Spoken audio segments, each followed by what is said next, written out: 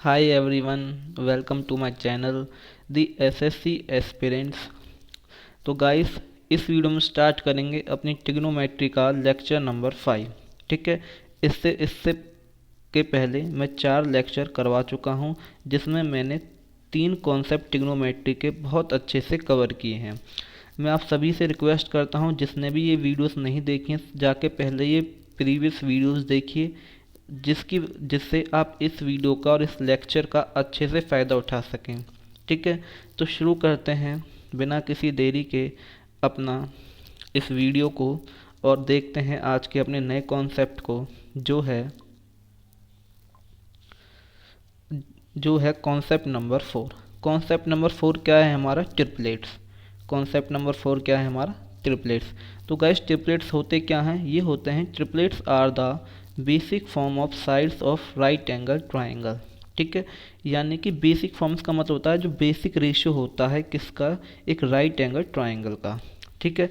जैसे 3 4 5, इसका मतलब क्या है कि 3 का स्क्वायर प्लस 4 का स्क्वायर किसके बराबर है?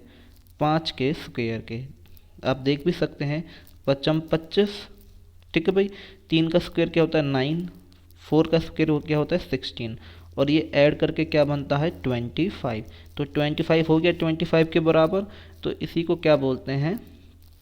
ट्रिपलेट्स। ठीक है। वैसे तो बहुत सारे ट्रिपलेट्स हैं लेकिन मैंने आप सबके लिए जो इम्पोर्टेंट ट्रिपलेट्स हैं यानी जो बार बार एग्जाम में रिपीट होते हैं वो यहाँ पे लिखे हुए हैं। ठीक है। तो आप इन्हें अच्छे से नोट कीजिएगा। ठीक है। तो आइए देखते हैं इस कॉन्सेप्ट का पहला सवाल जो ये है कि ट्राइंगल ए बी सी में एंगल ए बराबर है 90 डिग्री, बी सी बराबर है ए और ए सी बराबर है बी और ए बी बराबर है सी। तो हमें tan ए और tan सी का मान बताना है। ठीक है। तो tan हमारा क्या होता है? tan हमारा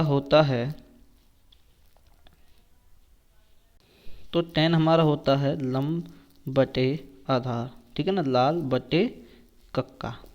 ठीक है। tan कहाँ पर लाई करता है? tan लाई करता है यहाँ पे, यानी लंब बटे आधार। ठीक है ना। तो हम बनाते हैं एक राइट एंगल ट्राइंगल। तो राइट एंगल ट्राइंगल ये रहा। ठीक है भाई। एंगल 90 डिग्री हो गया, ये हो गया ए, ये हो गया सॉरी यहाँ पे जो इसने कहा है कि एंगल ए 90 डिग्री है। ठीक है। तो इसको यहाँ से इरेज कर देते हैं। तो ए बी और सी। ठीक है। तो ए सी बराबर बी है, ए बी बराबर क्या है यहाँ पे?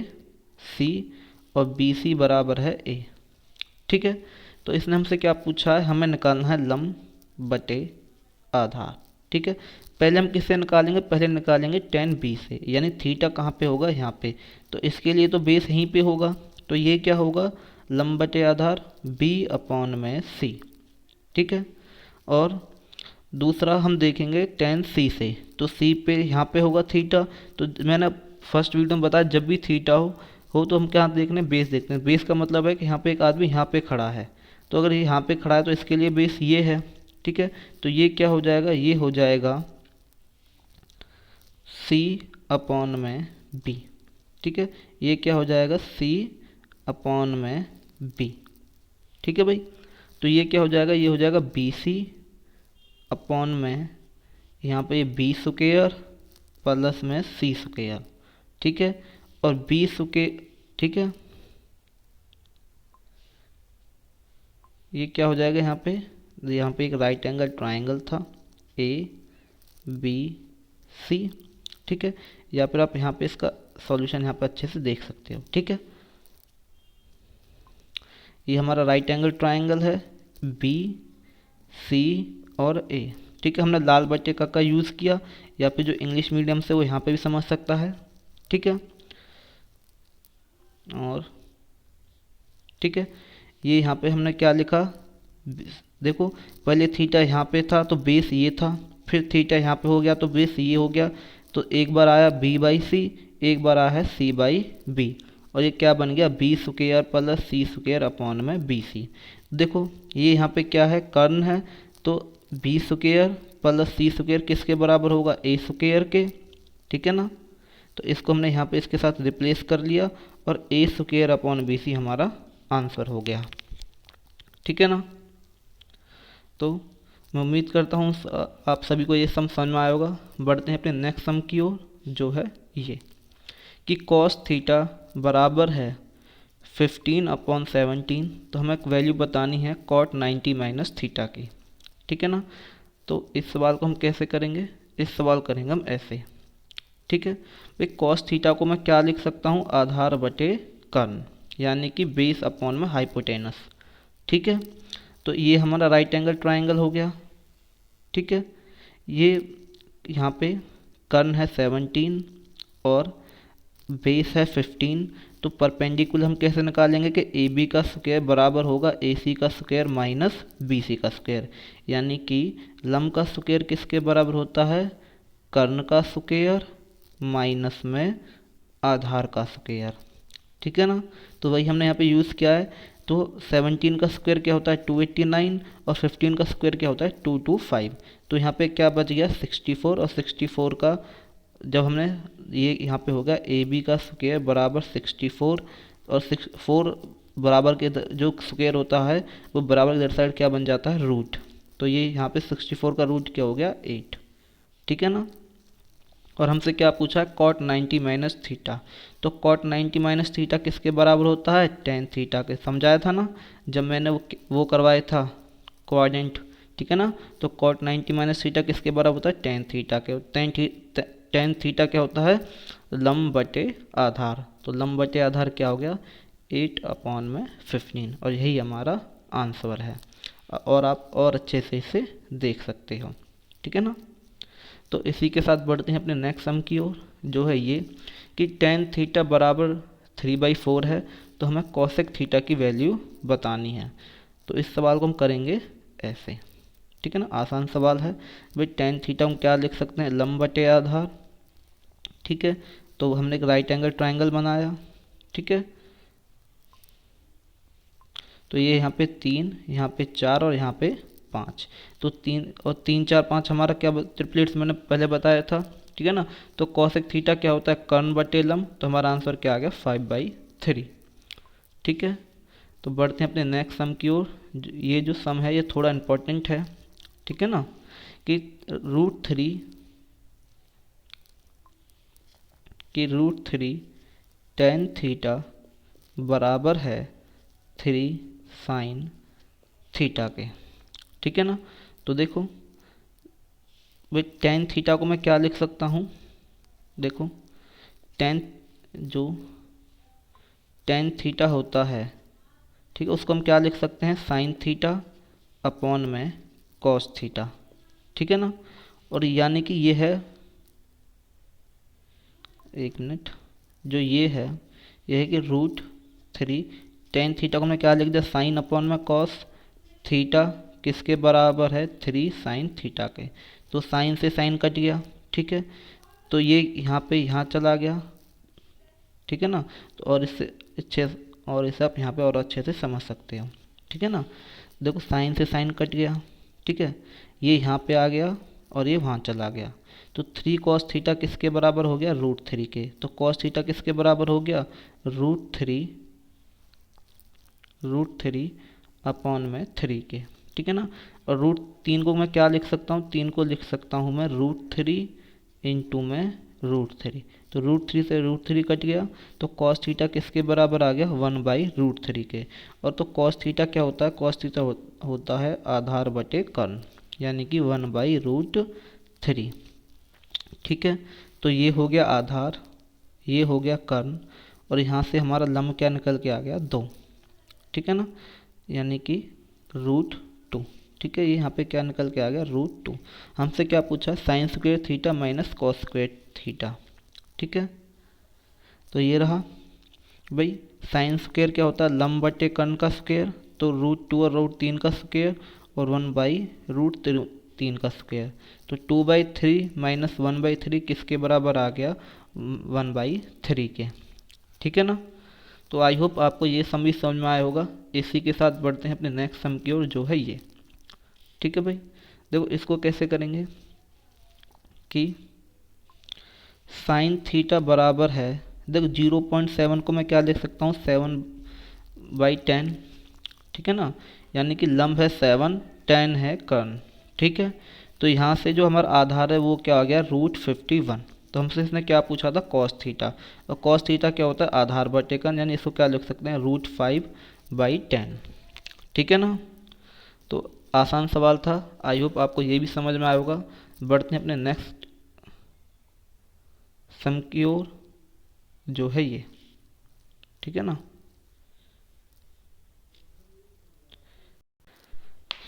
तो नेक्स्ट सम है हमारा कि 10/19 की जो 10/9 है, कि 10/9 बराबर है P/Q के। ठीक है, तो हमें वैल्यू बतानी है sec square 81 1 plus cot square 81 degree की। ठीक है भाई, देखो अगर यहाँ पे ये वाला, अगर हम इस राइट एंगल ट्रायंगल की बात करें, ठीक है भाई, अगर हम राइट एंगल ट्रायंगल की बात करें, ठीक है, तो ये एंगल 90 डिग्री है। अगर ये वाला एंगल अगर 9 डिग्री है, तो जाहिर सी बात है भाई, एक एंगल ट्रायंगल के तीनों एंगल सम 180 डिग्री होता है। अगर ये 99 है तो ये 81 होगा।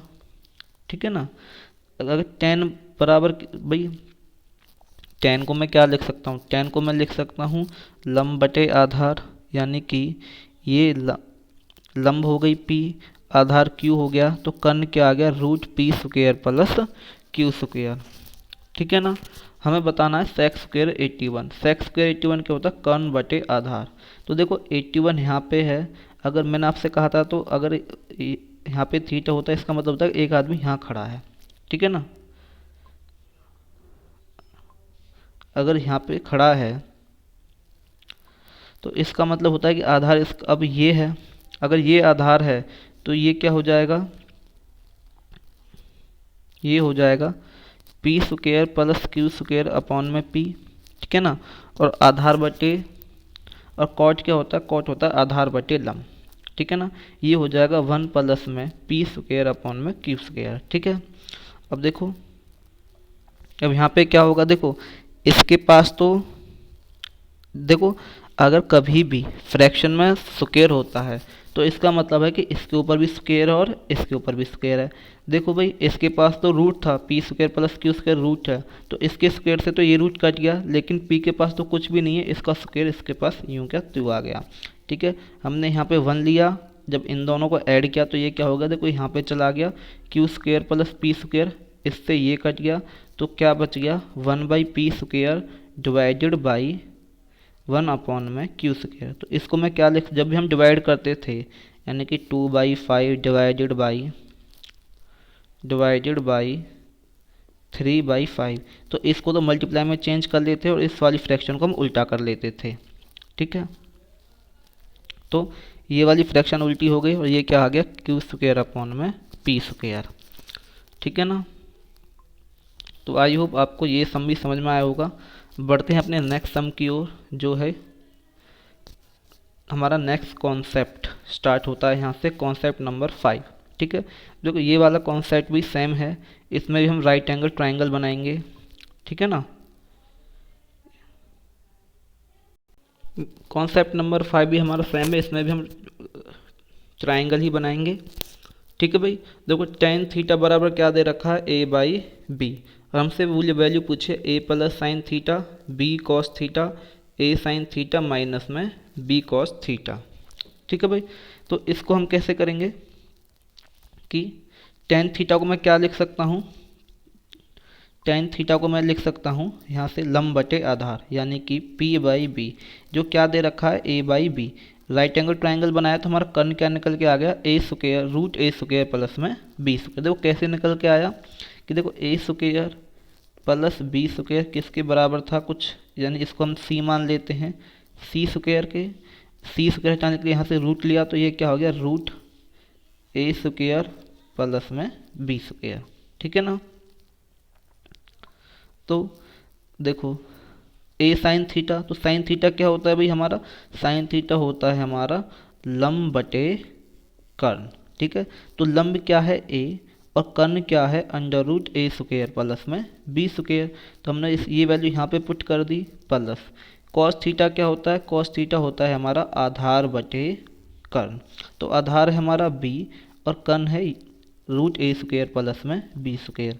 तो इसकी वैल्यू हमने यहाँ पे पुट कर दी।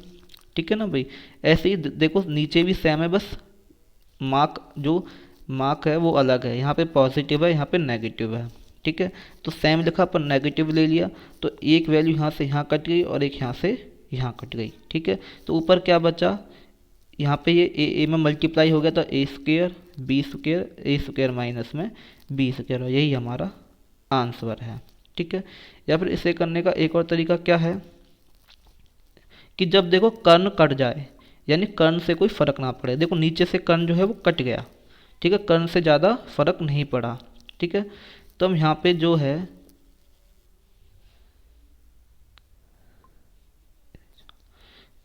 है हम डायरेक्ट वैल्यू पुट कर सकते हैं, यानी कि टेन थीटा क्या होता है ए बाई बी, यानी कि टेन थीटा की वजह हमें ए बाई बी दे रखी थी, लेकिन टेन थीटा क्या होता है साइन थीटा अपॉन में कॉस थीटा। तो ए की वैल्यू हम साइन थीटा की जगह रख सकते हैं और बी जो है वो हम कॉस थीटा की जगह रख सकते हैं। तब भी क्या आता ए स्क्वेयर माइनस में प्लस बी स्क्वेयर और ए स्क्वेयर माइनस में बी स्क्वेयर। ठीक है ना भाई, तो बढ़ते हैं अपने नेक्स्ट सम की ओर, जो है ये कि 5 टेन थीटा बराबर 4 है। हमें वैल्यू बतानी है 5 साइन थीटा की माइनस 3 कॉस थीटा की, 5 साइन थीटा की प्लस में 3 कॉस थीटा की। ठीक है, तो इस सवाल को हम कैसे करेंगे, ऐसे। ठीक है ना, कि 5 टेन थीटा बराबर 4 है, तो टेन थीटा बराबर क्या आ जाएगा 4/5, यानी कि p बाई बी लंब बटे आधार। तो हम यानी कि ये हमारा लंब है और ये हमारा आधार, तो कर्ण क्या आ गया ये कि √16 प्लस में 25। ठीक है, जो क्या हो गया √41 के बराबर हो गया। तो सेम हम रखेंगे भाई, साइन थीटा में प्रीवियस क्वेश्चन बता के आया हूँ क्या होता है लंब बटे कर्ण। ठीक है, यानी 5 इंटू में 4 अपॉन में √41 माइनस में 3 इंटू में 5 अपॉन में √41। ठीक है, एक ऊपर अब के नेगेटिव ऊपर है और पॉजिटिव नीचे है।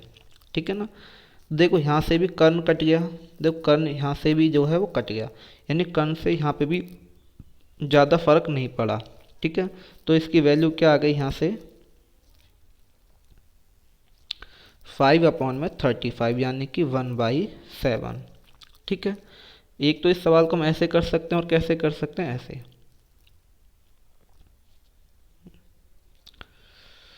कि जब कर्ण से फर्क ना पड़े तो यहाँ पे हम डायरेक्ट साइन थीटा की वैल्यू पुट कर सकते हैं। ठीक है ना, जैसे हम यहाँ पे क्या लिख सकते हैं 5 और साइन थीटा की वैल्यू क्या है 4 माइनस 3 और कॉस थीटा की वैल्यू क्या है 5। ठीक है, 5 इंटू 4 प्लस में 3 इंटू में 5।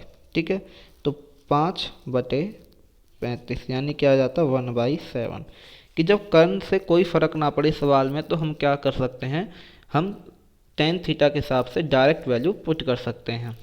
ठीक है, तो इसी के साथ बढ़ते अपने नेक्स्ट सम की ओर, जो है ये कि टेन थीटा बराबर है 3/4 के, और हमें वैल्यू बतानी है 4 साइन स्क्वेयर थीटा माइनस में 2 cos square theta, 4 sine square theta plus में 3 कॉस स्क्वेयर थीटा।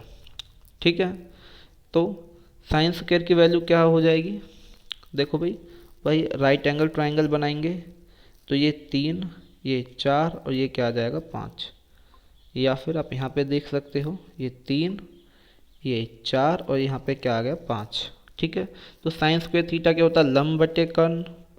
ठीक है ना, तो यहाँ पे लंब क्या है 3 और कर्ण क्या है 5, तो उसकी वैल्यू हमने यहाँ पुट करी और इसकी वैल्यू हमने यहाँ पुट करी। ठीक है, इसमें भी क्या हुआ कर्ण से कर्ण जो है यहाँ पे कट गया, तो इससे भी ज़्यादा फर्क नहीं पड़ा और हम भी यहाँ पे अपनी वैल्यू जो है सेम पुट कर सकते हैं। ठीक है ना, ऐसे हमने डायरेक्ट यहाँ पे हम जो है अपनी वैल्यू को पुट कर सकते हैं। ठीक है ना, डायरेक्ट हम यहाँ से आंसर निकाल सकते हैं। बाकायदा शर्त बस एक बात की, जो कर्ण है उससे कोई फ़र्क नहीं पड़ना चाहिए, यानी कर्ण जो है वो कटना चाहिए। ठीक है ना। तो इसी के साथ बढ़ते हैं अपने नेक्स्ट सम की ओर, जो है ये। भाई ये थोड़ा अच्छा क्वेश्चन है, क्योंकि इसमें जो है कर्ण जो है उसका कोई रूट क्यूब नहीं मिल रहा। ठीक है ना। तो यहाँ पे 29 टेन थीटा किसके बराबर है, 31 के। टेन थीटा किसके बराबर आ गया, 31/29 के। ठीक है ना। तो यहाँ पे हमने डायरेक्ट वैल्यू पुट करी हैं, जैसा हम प्रीवियस ईयर क्वेश्चंस में करते आए हैं। लेकिन यहाँ पे जो है इनकी वजह से, ठीक है ना, इनकी वजह से जो कर्ण है वो कट नहीं रहा है। तो हम इसको सॉल्व करेंगे। देखो यहाँ 2 इसके मल्टीप्लाई में है। ठीक है ना। जो 2 है वो इसके मल्टीप्लाई में है नीचे भी। ठीक है ना। तो 2 से हमने डायरेक्ट वैल्यूज़ को हमने पहले मल्टीप्लाई किया। ठीक है ना। और 2 को डायरेक्ट वैल्यूज से यहाँ पे काट दिया। तो ये क्या हो गया, यहाँ पे 1 + 89/901 और 1 - 89/901। ठीक है। तो इसको हमने यहाँ पे 1 लिया और इन दोनों को जब सॉल्व किया तो क्या आया, इन दोनों को सॉल्व करने पे देखो यहाँ पे तो ये बन गया 800,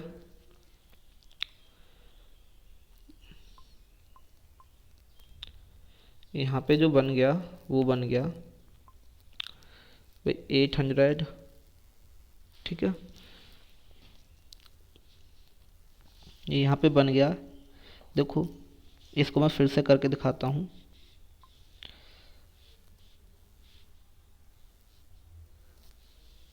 कि यहाँ पे जो बना है वो बना है 1 प्लस में 899/901। इसको जो सॉल्व किया यहाँ पे 1 लिया, एलसीएम क्या आ गया 901। तो यहाँ पे ये 901 चला गया, यहाँ पे ये 89 हो गया। जब इन दोनों को हमने ऐड किया तो यहाँ पे क्या बन गया कि देखो ये 1 है तो यहाँ पे दे दिया, तो ये भी 900 हो गया और ये भी 900। तो ये क्या बन गया 1800/901। ठीक है।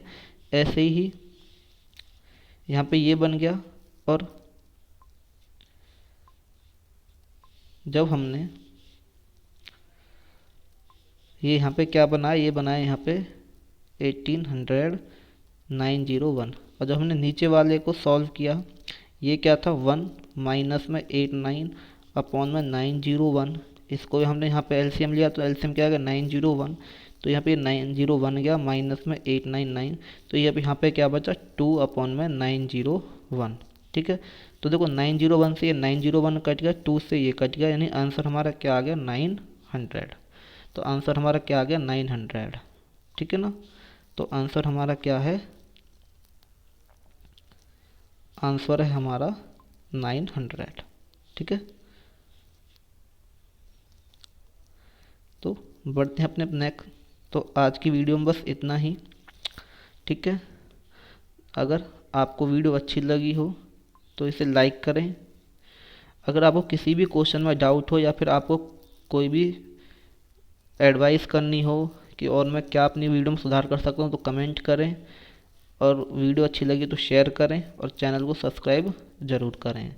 मिलते हैं अपनी नेक्स्ट वीडियो में, तब तक के लिए टेक केयर, बाय बाय और मेहनत करते रहिए।